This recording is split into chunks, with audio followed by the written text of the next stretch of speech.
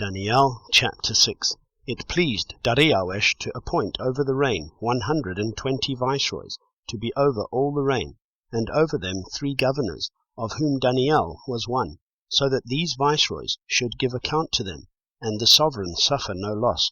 Then this Dani'ėl distinguished himself above the governors and viceroys, because an excellent spirit was in him, and the sovereign planned to appoint him over all the reign.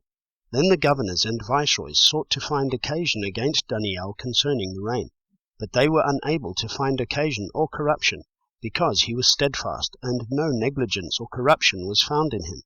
Then these men said, We shall not find any occasion against this Dani'ėl, unless we find it against him concerning the law of his Elah. Then these governors and viceroys tumultuously gathered before the sovereign, and said this to him, Sovereign Dariawesh, live forever. All the governors of the reign, the nobles and viceroys, the counselors and advisers, have consulted together to establish a royal decree, and to make a strong interdict, that whoever petitions any Elah or man for 30 days, except you, O sovereign, is thrown into the den of lions. Now, O sovereign, establish the interdict and sign the writing, so that it is not to be changed, according to the law of the Medes and Persians, which does not pass away.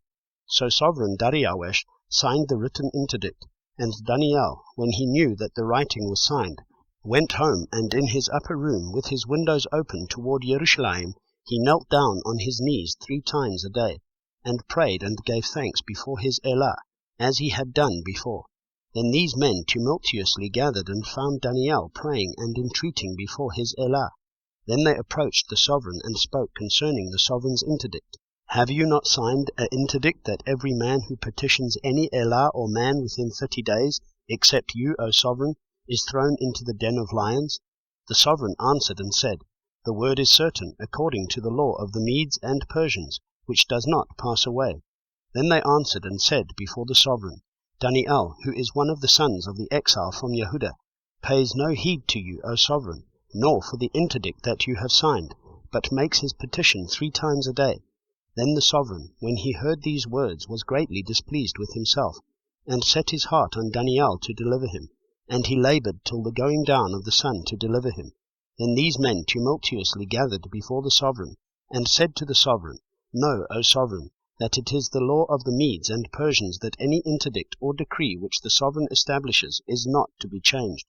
Then the sovereign gave orders, and they brought Dani'ėl and threw him into the den of lions. But the sovereign spoke and said to Dani'ėl, Your Elah, whom you serve continually, he himself delivers you.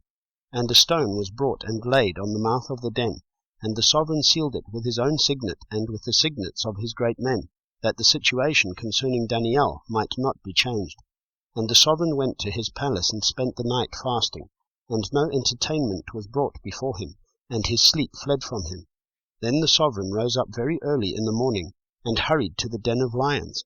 And when he came to the den, he called with a grieved voice to Dani'ėl.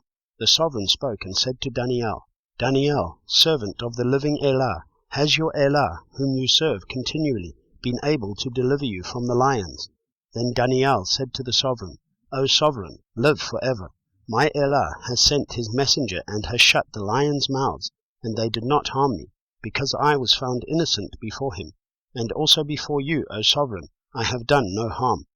Then the sovereign was very glad, and gave orders that Dani'ėl be taken up out of the den. And Dani'ėl was taken up out of the den, and no harm was found on him, because he trusted in his Elah.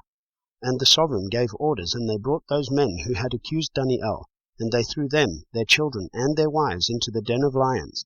And the lions overpowered them, and broke all their bones in pieces before they reached the floor of the den. Then sovereign Dariawesh wrote to all peoples, nations, and languages that dwell in all the earth, Peace be increased to you.